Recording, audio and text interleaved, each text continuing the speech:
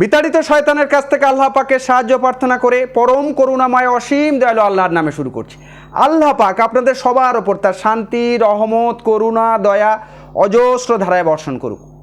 To build কোরআনি জীবন নামক YouTube চ্যানেলে আমি জালালউদ্দিন মণ্ডল অত্যন্ত গুরুত্বপূর্ণ, খুবই প্রয়োজনীয় একটা বিষয় নিয়ে আলোচনা করতে এসেছি। আজকের আলোচনার বিষয় কোরআন অন্তরের ব্যাধি সম্পর্কে আমাদের কি জানায়। What does the Quran say about those with heart disease. আমরা বিভিন্ন ডিজিজে আক্রান্ত হয়ে যাই। বর্তমান সময়ে শারীরিক রোগ আমাদের আক্রান্ত হলে আমরা ছুটে যাই ডাক্তারের কাছে। শারীরিক রোগ প্রতিশোধ করার জন্য আমরা ডাক্তারের কাছে ছুটে যাই, বিভিন্ন রকম মেডিসিন ওষুধ আমরা খাই, ব্যবহার করি।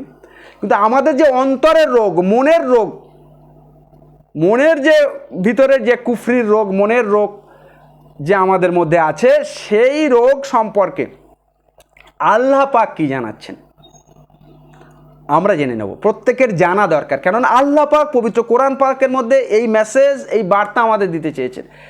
আমাদের মনে যেন সেই রকম মনের রোগ, অন্তরের রোগকে আমরা দূর করতে পারি। কেননা এই অন্তরের ব্যাধিগ্রস্তদের, যারা অন্তরের ব্যাধিগ্রস্তদের, রোগগ্রস্তদের আল্লাহ পাক যেভাবে আমাদের শাস্তি দেওয়ার কথা বলেছেন, আমরা সে সম্পর্কে সচেতন হতে হবে। কেননা আল্লাহ পাক কঠোরতম শাস্তির ঘোষণা করেছেন, আল্লাহ পাক সতর্ক করেছেন এই রোগে আক্রান্ত যেন আমরা না হই। তাই আমাদের জেনে নিতে হবে কোন পর্যায়ের মানুষদের আল্লাহ পাক অন্তরে রোগগ্রস্ত বলেছেন এবং তাদের কেমন শাস্তি দেওয়ার কথা ঘোষণা করেছেন। এই উদ্দেশ্যকে সামনে রেখে আমি অসংখ্য কোরআনের আয়াতকে সঞ্চয়ন করেছি, সংক্ষিপ্তভাবে আপনাদের কাছে উপস্থাপন করব। এই অসংখ্য আয়াতকে বিভিন্ন কোরআনিক অবস্থান থেকে তুলে এনে পয়েন্ট করে আপনাদের সামনে উপস্থাপন করছি, যারা সংক্ষিপ্ত ব্যস্ত সময়ের মধ্যে আপনারা সেগুলোকে জেনে বুঝে আপনাদের আত্মা, সত্তা, চেতনা কোরআনের আলোয় আলোকিত হয়ে আদর্শ কোরআনি জীবন গড়ে আদর্শ মানুষ হতে পারেন এবং এই কোরআনের আলোকে আর সবার মধ্যে ছড়িয়ে দিতে পারেন। সেই উদ্দেশ্যকে সামনে রেখে আমি শুরু করছি। আল্লাহ পাক জানিয়ে দিয়েছেন অন্তরের ব্যাধিগ্রস্তদের অভিব্যক্তি বা আচরণ কেমন হবে। সেই আচরণের পর্যায়ে, সামান্যতম পর্যায়ে যেন আমাদের মধ্যে না আসে। তাহলে আমাদের এইটা জেনে নিতে হবে, এই রকম আচরণের যারা আছে তাদেরকে আল্লাহ পাক বলেছেন অন্তরের ব্যাধিগ্রস্ত। আল্লাহ পাক সূরা আহজাবের 12 নম্বর আয়াতে আল্লাহ পাক জানিয়ে দিয়েছেন, আর মুনাফিকরা, যারা মুনাফিক ও যাদের ব্যাধি ছিল, অন্তরে যাদের ব্যাধি ছিল, তারা কি বলছে? রসুলের প্রতিশ্রুতি প্রতার, আল্লাহ এবং রসুলের প্রতিশ্রুতি প্রচারণা ছাড়া আর কিছু নয়। এটা তাদের কাছে মনে হতো। অন্তরে রোগ ধরেছে, ব্যাধি ধরে গিয়েছে তাদের কাছে আল্লাহ এবং রসুলের প্রতিশ্রুতিটাকে, আল্লাহর প্রতিশ্রুতি, ওর পবিত্র কোরআন পাকের মধ্যে আল্লাহ মেসেজ দিয়েছেন, যেগুলো প্রতিশ্রুতি দিয়েছেন, নবী সাল্লাল্লাহু আলাইহি ওয়াসাল্লাম হাদিসের মাধ্যমে যে মেসেজ প্রতিশ্রুতি দিয়েছেন, সেগুলো কিন্তু মুনাফিক যারা, তারা কি মনে হয়েছে? তাদেরকে প্রতারণা বলে মনে হয়েছিল। অন্তরে রোগগ্রস্তদের মানুষদের এইরকম অবস্থা হয়েছে। সূরা মুহাম্মাদেও আল্লাহ পাক 20 নম্বর আয়াতে আল্লাহ পাক জানিয়ে দিয়েছেন, বিশ্বাসীরা বলে এই সূরা অবতীর্ণ হলো না কেন? বিশ্বাসীরা বলে একটা সূরা অবতীর্ণ হলো না কেন? তাদের মনের একটা সন্দেহ, মনের রোগ, অন্তরে ব্যাধি বাসা বেঁধেছে, সেই তারা বলছে একটা সূরা কেন অবতীর্ণ হলো না। তারপর যখন দর্থহীন স্পষ্ট কোনো সূরা অবতীর্ণ হয়েছে, কোনো দুটো অর্থ নেই, স্পষ্ট সূরা যখন অবতীর্ণ হয়েছে, এরকম হয়েছে তাদের মধ্যে, সেই সূরার মধ্যে যখন জিহাদের কোনো নির্দেশ থাকছে, ধর্মযুদ্ধ, ধর্মকে, দিনকে প্রতিষ্ঠা করার জন্য যে যুদ্ধ, তার জন্য যখন কোনো নির্দেশ থাকলে, তখন যাদের অন্তরে ব্যাধি আছে তুমি দেখবে তারা মৃত্যু ভয় বিহ্বল, তারা মৃত্যু ভয় বিহ্বল, পথে আর এগোবে না। এই পর্যায়ের মানুষ যেন আমরা যা কখনো হয়, তাদের শোচনীয় পরিণাম ওদের আছে। ওদের জন্য কি আছে? শোচনীয় পরিণাম আছে, আল্লাহ পাক জানিয়ে দিয়েছেন। আবার সূরা মুহাম্মাদের 29 থেকে 30 নম্বর আয়াতে আল্লাহ পাক জানিয়ে দিয়েছেন, যাদের অন্তরে ব্যাধি আছে, তারা কি মনে করে যে আল্লাহ ওদের ভেতরকার বিদ্বেষ ভাব প্রকাশ করে দেবেন না? আল্লাহ পাক ভিতরকার বিদ্বেষ ভাব প্রকাশ করবেন। আল্লাহ পাক অত্যন্ত সূক্ষ্মদর্শী, মানুষের খুব নিকটে থাকে, গৃহস্থিত ধমনীর নিকটে থেকে মানুষের যা মনের মধ্যে থাকে, যা প্রকাশ করে, যা প্রকাশ করে না থাকে, এমনকি জরায়ুর মধ্যে যে সন্তান হয়, সেই সন্তানের যে বৃদ্ধি হয়, তার খবর পর্যন্ত আল্লাহ পাক রাখেন। আর এই খবর রাখবেন না আল্লাহ পাক? সমস্ত খবর রাখেন। তাই বলছে মুহাম্মাদের যাদের অন্তরে ব্যাধি রয়েছে, তারা কি মনে করে? তাদের ভেতরকার যে বিদ্বেষ ভাব, সেটা আল্লাহ প্রকাশ করে দেবেন না? নিশ্চয় দেবেন। আমি ইচ্ছা করলে ওদের পরিচয় তোমাকে দিয়ে দিতে পারতাম, তাহলে ওদের চেহারা তুমি দেখতে পারতে, ওদেরকে চিনতে পারতেন। কিন্তু তোমরা যা করো আল্লাহ ভালো করে জানেন, আল্লাহ পাক জানিয়ে দিয়েছেন। আল্লাহ সমস্ত খবর রাখেন, সমস্ত কিছু ভালো করে জানেন, এটা আল্লাহ পাক জানিয়ে দিয়েছেন। আবার এটা সূরা আররাফে যেটা বলেছে যে আল্লাহকে ভয় না করা, অন্তরে ব্যাধিগ্রস্ত মানুষের এটা একটা বৈশিষ্ট্য হবে, আল্লাহকে ভয় করবে না, আল্লাহর ভয় আসবে না, তাদের অন্তরে আল্লাহর ভয় আসবে না, যে আল্লাহর কাছে যে পাকড়াও হতে হবে, এই ভয়টা তাদের মধ্যে থাকবে না। আল্লাহকে ভয় করার না করার ভাগ, তারা নিশ্চিন্তে থাকবে, আল্লাহর পাকড়াও হওয়ার ভয় থেকে নিশ্চিন্ত হবে, এরা ধ্বংসপ্রাপ্ত হবে। আল্লাহ পাক জানিয়ে দিয়েছেন ধ্বংসপ্রাপ্ত এইসব হবে, এদের মধ্যে আল্লাহর ভয় থাকবে না অন্তরে ব্যাধিগ্রস্তদের, এবং আল্লাহর অনুগ্রহ থেকে এরা নিরাশ হবে। সূরা হিজরের 56 নম্বর আয়াত আল্লাহ পাক জানিয়ে দিয়েছেন যে এরা কি হবে, আল্লাহর অনুগ্রহ থেকে নিরাশ হবে, এরা পথভ্রষ্ট হবে। আল্লাহর অনুগ্রহ থেকে নিরাশ হওয়া যায় না। আল্লাহ এত বড় রহমান, রহিম, দয়াশীল, করুণাময়, আল্লাহর অনুগ্রহ থেকে নিরাশ হয় একটা বড় পাপ, অন্তরের ব্যাধি একটা। এটা আল্লাহ পাক সূরা হিজরের 56 নম্বর আয়াতে জানিয়ে দিয়েছেন। আবার আল্লাহ পাক বলছেন যে মন্দ ধারণা পোষণ করা, মন্দ ধারণা পোষণ করা কে মুসলমানদের সম্পর্কে, মুমিনদের বিরত থাকতে বলেছে। যে মন্দ অনুমান করা, গীবত করা, কারোর সম্পর্কে, মুসলিম সম্পর্কে মন্দ ধারণা পোষণ করা, এটা সূরা হুজুরাতের 12 নম্বর আয়াত আল্লাহ পাক এর থেকে কি করতে বলছে, এই মন্দ ধারণা পোষণ করা থেকে মুমিনদের বিরত থাকতে বলেছে, মুমিনদের বিরত থাকতে বলেছে। হুজুরাতের 12 নম্বর আয়াতে অনুমান করা, গীবত করা, এগুলো থেকে আল্লাহ পাক বিরত থাকতে বলছেন। যারা অন্তরের ব্যাধিগ্রস্ত তারা এই আচরণ তারা করবে। আল্লাহ পাক আমাদের যেন এই সমস্ত আচরণ থেকে আমাদেরকে বাঁচিয়ে রাখেন। এবং আল্লাহ পাকের আর একটা খুব গুরুত্বপূর্ণ দুটো জিনিস হুজুর সাল্লাল্লাহু আলাইহি সাল্লাম যে দুটো বলেছেন, দুটো হাদিসের কথা বলবো। অহংকার থেকে দূরে থাকতে হবে, কারণ সামান্য আমাদের যদি মধ্যে অহংকার থাকে আমরা কখনো জান্নাতে যেতে পারবো না।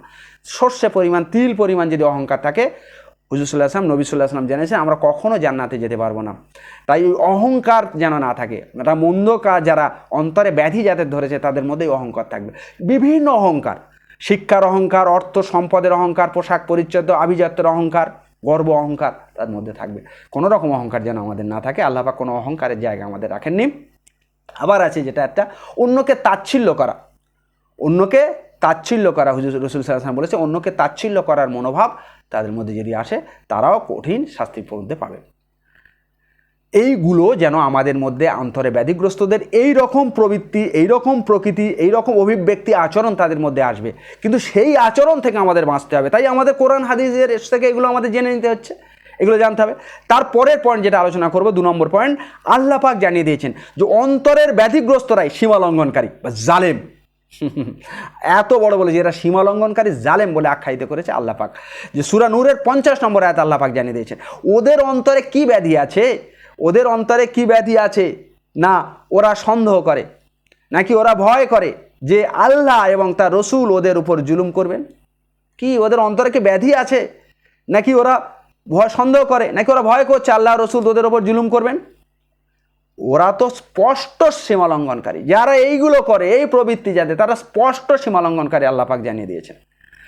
এবারে আল্লাহ পাক বলে দিয়েছে নবী পত্নীগণকেও সতর্ক করেছেন। যে নবী পত্নীগণকে সতর্ক করেছেন, সূরা আহজাবের 33 নম্বর আয়াত আল্লাহ পাক জানিয়ে দিয়েছেন হে নবী পত্নীগণ, তোমরা অন্য নারীদের মতো নন। বিশেষভাবে সতর্ক করেছেন অন্য নারীদের মতো তোমরা নও, তোমরা অবশ্যই কি করবে, আল্লাহকে ভয় করবে।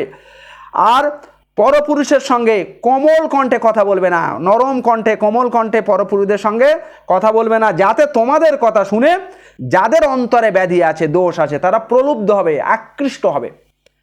এরা অন্তরে ব্যাধি যারা আছে, নবী পত্নীগণের কোমল কথায় এরা আকৃষ্ট হবে, প্রবৃত্ত হবে, সে তাদের থেকে তুমি সতর্ক থাকবে। এটা আল্লাহ পাক জানিয়ে দিয়েছেন। অন্তরে ব্যাধিগ্রস্তদের অস্থির চিত্ততা ও অনুশোচনা কেমন হবে সেও আল্লাহ পাক জানিয়ে দিয়েছে। এদের কেমন অনুশোচনা হবে, কেমন অস্থির চিত্ততা, মনের অস্থিরতা কেমন থাকবে। সূরা মাইদার 52 নম্বর আয়াত আল্লাহ পাক জানিয়ে দিয়েছেন যাদের অন্তরে ব্যাধি আছে, যাদের অন্তরে ব্যাধি আছে, মনের রোগ আছে, তারা ওইসব কি করবে, তাদেরকে তুমি দেখবে শীঘ্র তারা দৌড়ে যাচ্ছে, ইহুদি খ্রিস্টানদের মতো তাদের কাছে তারা কি দৌড়ে যাচ্ছে।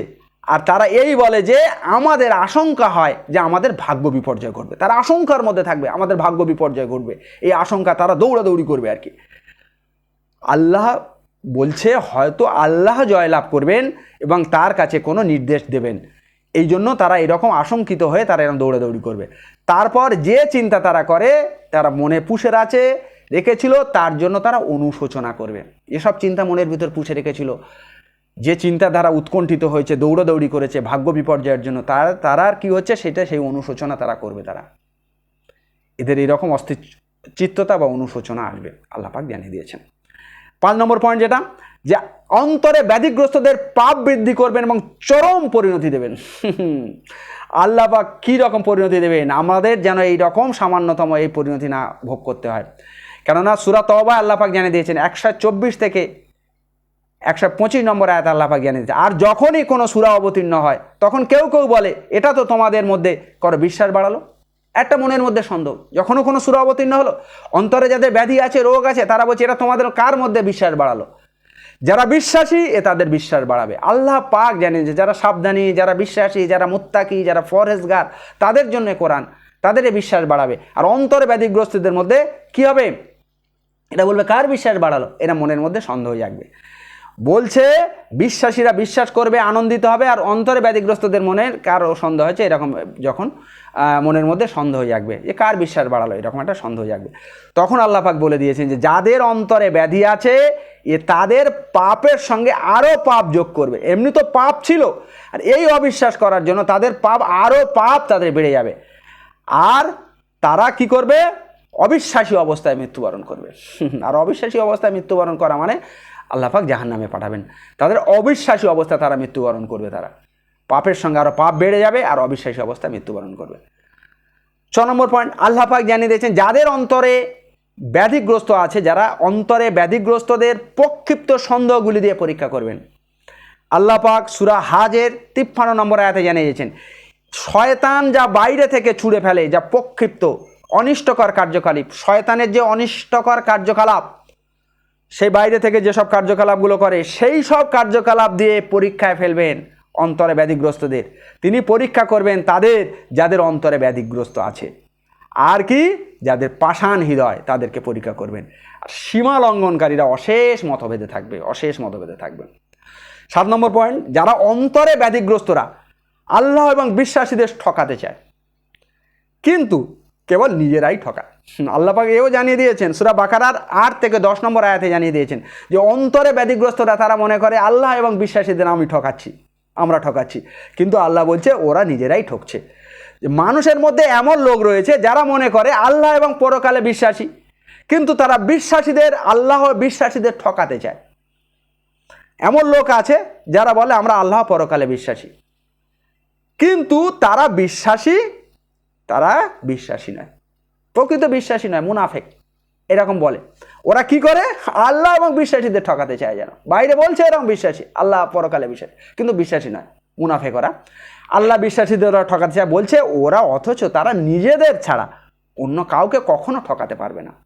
আল্লাহ পাক এটা জানিয়ে দিয়েছেন। এ দ্বারা বুঝতে হবে কারোর ঠকাতে পারবে না।